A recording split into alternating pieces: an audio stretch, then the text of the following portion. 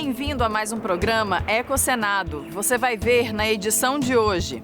Outubro já chegou e muitos locais do país ainda sofrem com a falta de chuvas e muitos focos de incêndios. A gente está vivendo a maior seca de todos os tempos. Nós entramos esse ano com uma crise já instalada.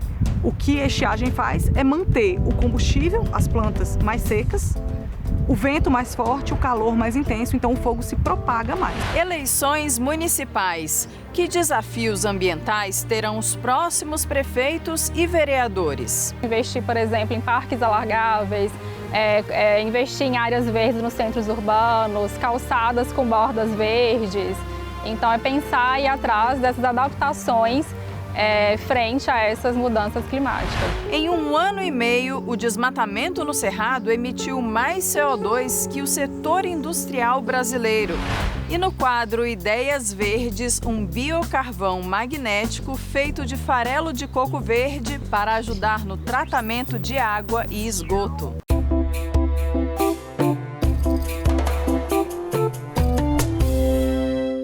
Em 2024 registra a seca de maior extensão e intensidade no Brasil dos últimos 70 anos. Até setembro, mais de 4.000 municípios apresentavam algum grau de estiagem, sendo em mais de 200 deles de nível extremo. A condição prolongada de falta de chuvas agrava o cenário de incêndios florestais em grande parte do país. A gente está vivendo a maior seca de todos os tempos. Nós estamos vivendo um episódio climático extremo.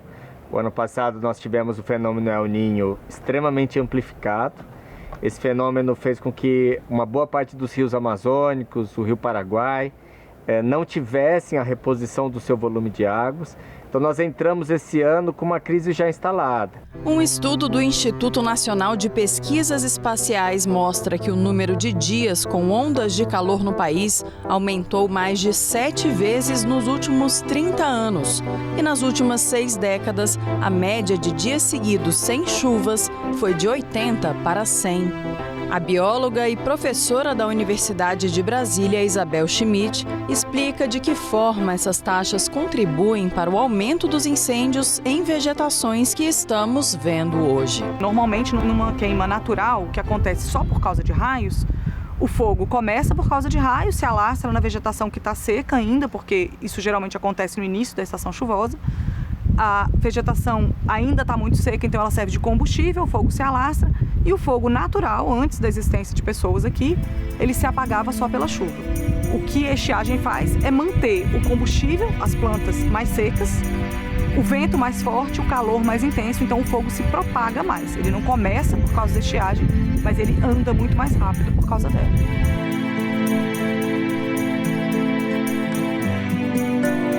Os incêndios florestais no país já destruíram este ano mais de 11 milhões de hectares.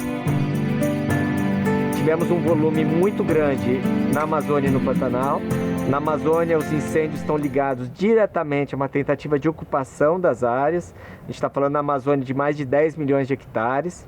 70% disso são áreas já desmatadas ou áreas de campos nativos. 32% é floresta nativa. As pessoas estão, em vez de desmatar, estão colocando fogo para depois poder utilizar essas áreas. O Cerrado também teve um estoque grande. A maior parte das áreas queimadas no Cerrado são áreas que já foram desmatadas e que estão sendo queimadas, principalmente para a limpeza de pastagens. O Cerrado foi o bioma com a maior extensão de área queimada em agosto, de acordo com o MAP Biomas, 2,4 milhões de hectares, 43% de toda a vegetação destruída pelo fogo no país. Aqui no Parque Nacional de Brasília, os incêndios que se intensificaram em setembro queimaram quase 2.000 hectares de áreas preservadas. Encontramos com o gerente do fogo do parque, que falou como foi o impacto aqui. Esse fogo aqui, ele impactou bastante pelo fato da grande profundidade que foi ele. Ele queimou muito, porque ele entrou numa época muito quente. As matas ciliares não aguentaram, não seguraram. Foi uma força-tarefa muito ágil na segunda e na terça-feira a vocês nos dias 16, 17, se não me engano, que fez com que a gente encurralasse o fogo. Nos dias mais críticos, em todo o país, o IBAMA e o ICMBio trabalharam com 3.200 brigadistas na tentativa de controlar as queimadas em áreas de proteção ambiental. Mais de 100 brigadas que conseguem combater pelo menos 80 incêndios simultâneos. Infelizmente, a gente apaga o incêndio de uma área e as pessoas colocam fogo em outra. Então, diariamente, incêndios estão sendo resolvidos, estão sendo extintos, mas muitos outros incêndios acabam tendo início por conta de ações, principalmente ações criminosas. Hoje, a gente tem ignições que não são naturais, então a maior parte das nossas ignições em todo o país, no ano todo, chega perto de 99% são humanas, e nessa época de estiagem elas são 100% humanas, porque não tem raio nenhum acontecendo. A gente tem detectado em alguns lugares o incêndio de descuido, aquela pessoa que faz uma pequena fogueira para limpar o quintal e perde o controle, mas na maior parte dos casos é um incêndio criminoso, intencional, de destruir a floresta. E aí entra o trabalho de fiscalização. Cerca de 700 fiscais fiscalizando, mais uma equipe especializada em geoprocessamento, pegando os alertas do INPE, fazendo os embargos e as autuações. Outra frente importante é a prevenção, como o uso controlado do fogo. Hoje ele é feito de maneira sistematizada e planejada somente em uma pequena parte do território brasileiro. Só nas áreas protegidas, federais, as unidades de conservação e as terras indígenas, e também nas unidades de conservação do Tocantins. Nenhum outro estado faz manejo do fogo nas suas áreas protegidas e ninguém faz manejo integrado do fogo em terras privadas. Isso pode passar a ser feito a partir da Política Nacional de Manejo Integrado do Fogo. Então, uma forma da gente se preparar para o futuro, a gente sabe que o futuro vai ser de condições mais extremas, é de fato implementar ações de manejo integrado do fogo para prevenir grandes incêndios. A gente não vai conseguir evitar todos os incêndios, mas se a gente conseguir manejar os nossos ambientes para evitar alguns ou diminuir o problema dos incêndios, vai ser muito bom. Os incêndios aqui teriam sido muito piores se muitas áreas não tivessem sido manejadas antes. Aqui, por exemplo, dá para ver que em vários pontos onde o fogo vinha avançando, ele parou exatamente onde houve as queimas prescritas. Uma técnica que também é importante é o resfriamento do solo. Os brigadistas jogam água na região afetada pelo fogo subterrâneo, ou seja, na matéria orgânica abaixo da terra, nas raízes, e assim identificam onde a queima ainda está ativa. Eu estou tentando fazer com que esse jato d'água fique sobre ela lá, para ver se ela apaga. Porque se pegar fogo aqui, ó, superficial vai queimar tudo e vai subir para arriba e vai embora. Isso aqui é uma área úmida, isso aqui a gente chama de produção de água, né? Uma área que produz água. E agora isso aqui não se recupera igual o cerrado lá em 2, 3 anos, não. Nós acompanhamos o resgate de um tamanduá-bandeira que se feriu em uma dessas áreas com fogo subterrâneo. Vocês encontraram agora esse animal aqui no Parque Nacional? Foi às 5h30 mais ou menos, né? Isso mesmo, né? Isso. Nós estávamos no local de incêndio, passamos para outra área, chegamos numa área queimada e identificamos com ele. Todo ferido, queimado, as mãos, estava dentro de um buraco. Está tendo gente todos os dias procurando algum animal que esteja porventura machucado e resgatando e levando para os CETAS ou para o zoológico para a recuperação. A partir do momento que eles estiverem aptos para voltar ao seu habitat normal, eles serão devolvidos no mesmo local que foi achado. Nós recebemos nesse mês de setembro 4 animais. Então nós recebemos uma anta, 2 tamanduás e um urubu, todos provenientes das queimadas aqui de Brasília. Eles estavam muito queimados, tinha a questão da hidratação também, né? Então às vezes até com um pouco de anemia, também falta de alimentação, que queimou boa parte da área onde eles estavam. Já estão em fase de adaptação. A gente está fazendo um tratamento cuidadoso deles, tem uma equipe multidisciplinar na veterinária, então está sendo acompanhado por veterinário, biólogos lá também. Então tem feito esse cuidado deles e a gente espera que nos próximos meses a gente possa voltar com eles para a natureza. Nas áreas mais sensíveis, nas áreas com maior fauna, a gente tem trabalhado de maneira muito intensa na busca ativa por animais feridos, no resgate, na reabilitação desses animais. Até o mês de setembro, mais de 900 animais foram resgatados no Pantanal. Muitos já se recuperaram e já foram devolvidos à natureza. E a recuperação da vegetação em algumas áreas pode demorar muito ou nem chegar a acontecer. As florestas não evoluíram com fogo, elas não têm mecanismos para sobreviver ao fogo, muito menos a incêndios recorrentes. Então, às vezes, alguma planta pode sobreviver a um incêndio, mas a um próximo ela já não vai conseguir sobreviver. E o ambiente inteiro pode ser alterado. Então, quando você tem um incêndio numa floresta, muitas vezes você tem uma mortalidade de árvores tão grande que aquele lugar deixa de ser uma floresta. Talvez, se não tiver mais nenhum distúrbio, em muitos anos ele pode voltar a ser uma floresta, mas isso pode demorar centenas de anos, dependendo do ambiente que a gente tiver. E muito provavelmente o que acontece é, por exemplo, uma área de floresta no Cerrado, ou na Amazônia, ou no Pantanal, atingida por um incêndio, ela vai ser atingida por outros distúrbios, por exemplo, as espécies exóticas invasoras. Então é muito comum uma mata de galeria no Cerrado ser queimada e ser incendiada, muitas árvores morrem e em vez de a gente ter regeneração de árvores e de plantas que são daquele ambiente, a gente tem invasão de capins invasores, por exemplo, que aí crescem muito, produzem muita biomassa, muita palhada seca que vai servir de combustível para um novo incêndio. Então isso gera um ciclo de degradação que é basicamente irreversível. Precisa de muita ação de restauração para a gente retornar ao ambiente como ele era antes.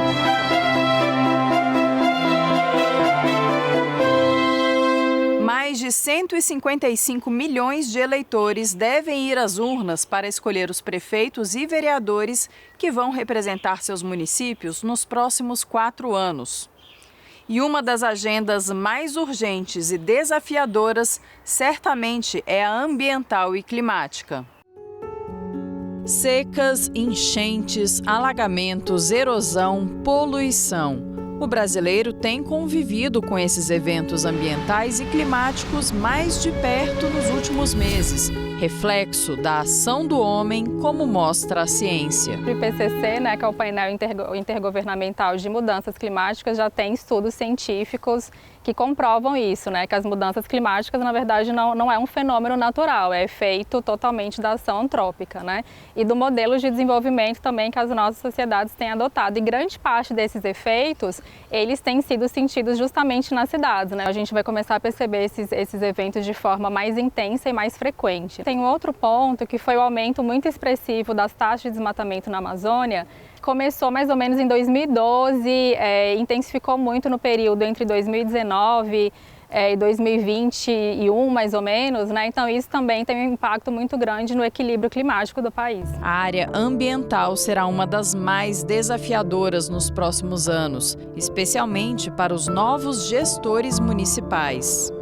No Brasil, temos o denominado Federalismo Cooperativo Ambiental. A Constituição prevê que os entes federativos atuarão de forma sinérgica, por exemplo, na proteção às paisagens e aos sítios arqueológicos, no combate à poluição, na preservação das florestas, da fauna e da flora e na melhoria do saneamento básico. Para cada nível de ente federativo, nós vamos ter tanto a política específica daquele ente federativo, quanto também a coordenação para a execução das demais políticas, de modo que elas estejam integradas em uma atuação cooperada. Quando nós falamos de meio ambiente, principalmente, é muito difícil individualizar uma ação. Ela é sempre coordenada no nível do ente federativo mais local para o mais abrangente, que seria a União.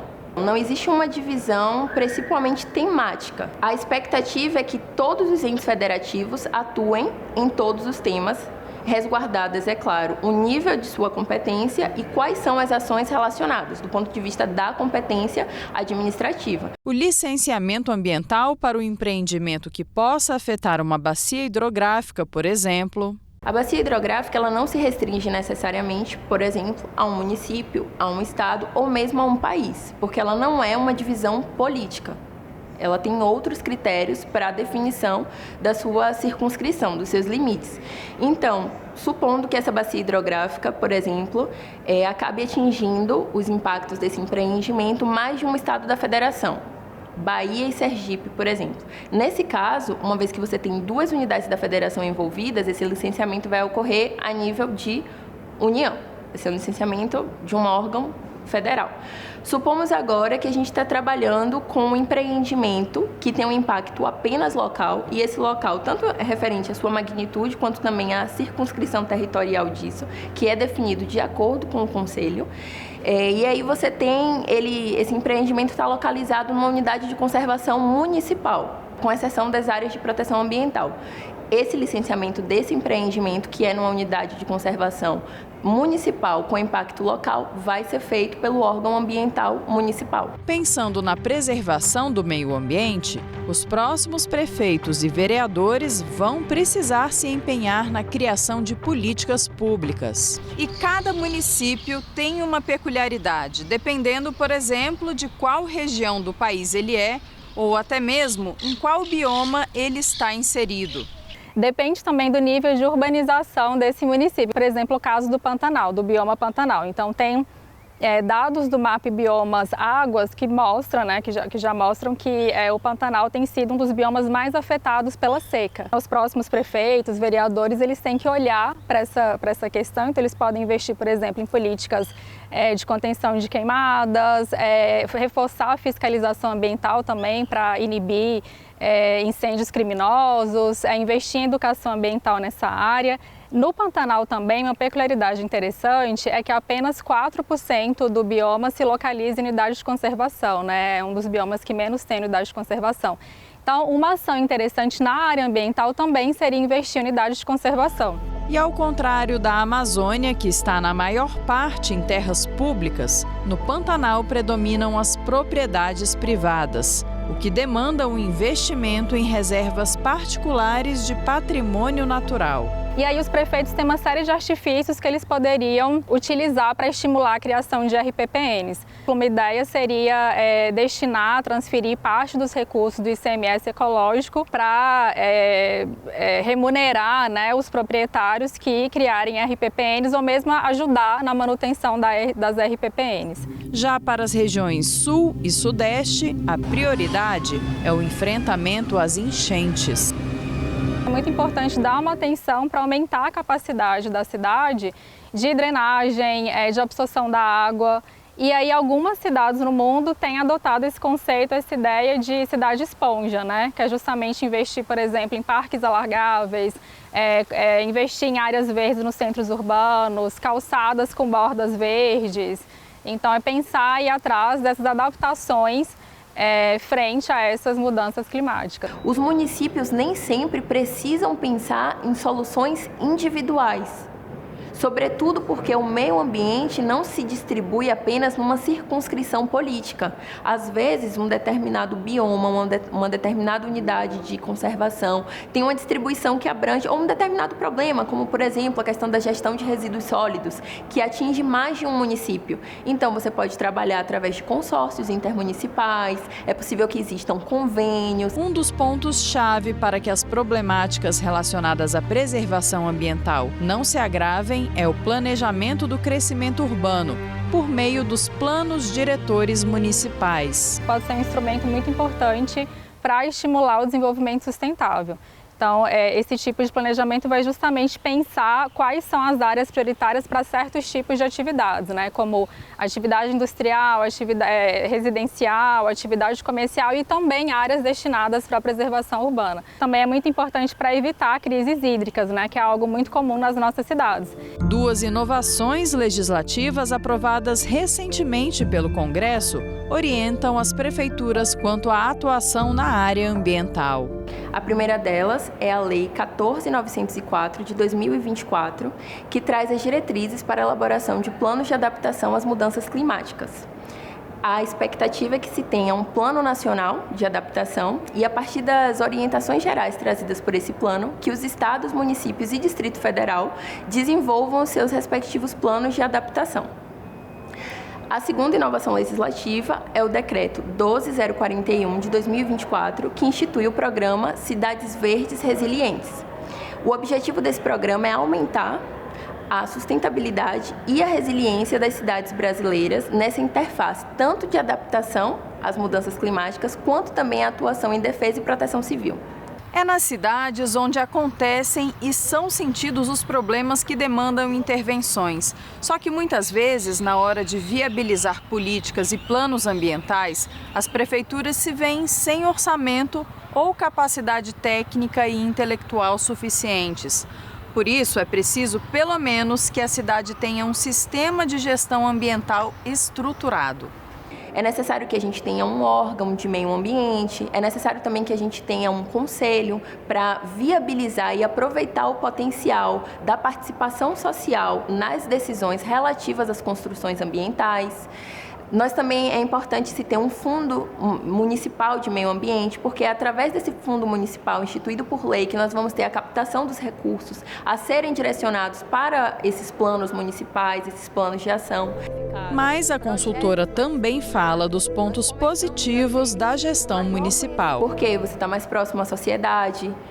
Quem está no município consegue fazer o diagnóstico e reconhecer as especificidades daquele município de forma muito mais adequada, ao ponto de determinar quais são as intervenções realmente pertinentes. Então, assim, é a questão do diagnóstico relativo às especificidades que é feito também por quem mora e conhece aquele local. Ainda que a política pública a nível nacional e estadual seja mais abrangente, é no nível municipal que a gente consegue reconhecer quais são os efetivos problemas, os efetivos gargalos e, dessa forma, definir quais são as atuações mais estratégicas e mais efetivas.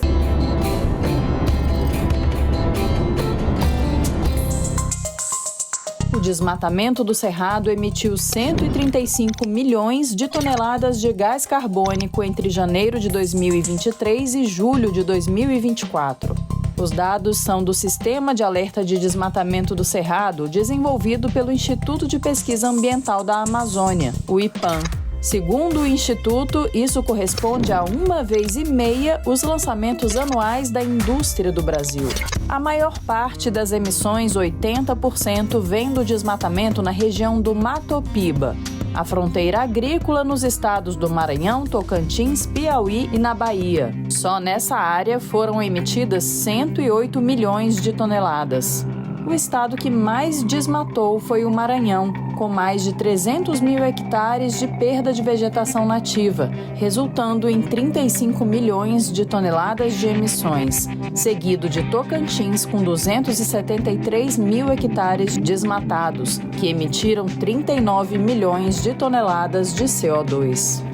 Veja agora o que mais foi destaque no Brasil e no planeta nos últimos dias no nosso Giro Ambiental.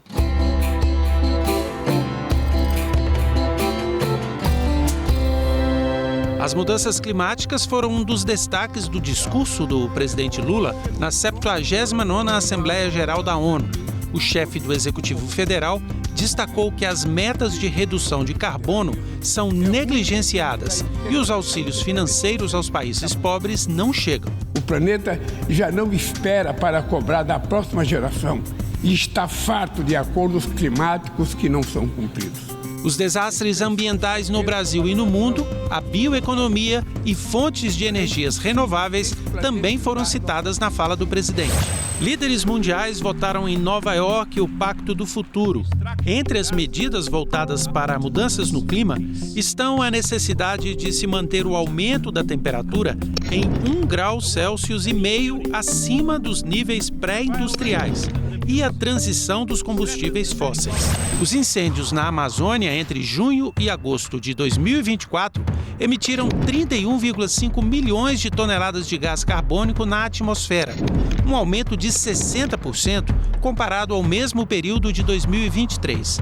Os dados são do Instituto de Pesquisa Ambiental da Amazônia, o IPAM. Conheça agora uma espécie encantadora do norte do país, mas ameaçada: o sauim de coleira. Neste ano, o Congresso aprovou a criação de uma área de refúgio da vida silvestre para ajudar na sua proteção.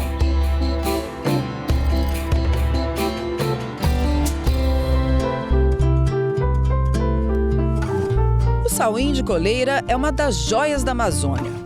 Este pequeno primata, também conhecido como sauim de Manaus, vive em uma área restrita de apenas 7.500 km², entre os municípios de Manaus, Rio Preto da Eva e Itacoatiara. Com uma pelagem bicolor marcante, metade branca e metade castanha, e cabeça pelada e preta, o sauim de coleira é um mamífero territorialista e se organiza em grupos de 2 a 3 indivíduos. Ele se alimenta de frutos, néctar, insetos e até ovos de pássaros. Mas essa espécie encantadora enfrenta sérios desafios. A expansão urbana de Manaus e a destruição do seu habitat resultaram em uma perda alarmante de 80% da população desde 1997. Classificado como criticamente em perigo pelo ICMBio, o sauim de coleira ainda luta por sobrevivência, com apenas 36 mil indivíduos estimados na natureza. Para proteger essa espécie ameaçada, em junho deste ano, o governo federal criou o Refúgio da Vida Silvestre Sauim de Coleira, localizado na zona rural de Itacoatiara. Com área aproximada de 15.300 hectares, o objetivo da unidade de conservação é proteger áreas florestais relevantes para a conservação do animal, símbolo da luta ambiental no Amazonas. Soluções para problemas ambientais resolvidos de uma só vez no estado do Rio de Janeiro. O reaproveitamento de cascas de uma fruta que demora mais de 10 anos para se decompor e uma maneira sustentável de tratar água e esgoto. Assista agora no quadro Ideias Verdes.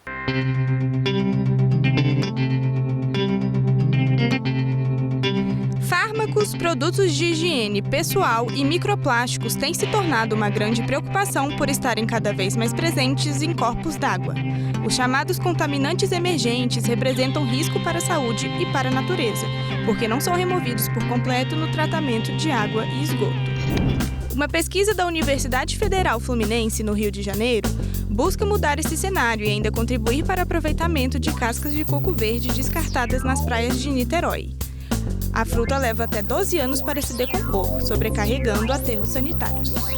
O método foi desenvolvido durante o doutorado do químico Bruno Salarini e consiste na transformação do farelo de coco em biocarvão, por meio de um processo chamado pirólise. O material, quando entra em contato com contaminantes, funciona como um coletor e faz com que a substância líquida fique retida na sólida. Depois do preparo do biocarvão de coco, partículas magnéticas são incorporadas ao produto para facilitar o seu resgate nas estações de tratamento de água. Dessa forma, substâncias químicas são removidas da água e cocos verdes descartados são utilizados. Solução para 2 problemas ambientais. E nós ficamos por aqui. Obrigada pela sua audiência. Para rever ou compartilhar este e outros programas, acesse senado.leg.br/tv ou o nosso canal no YouTube. Até o próximo Ecosenado.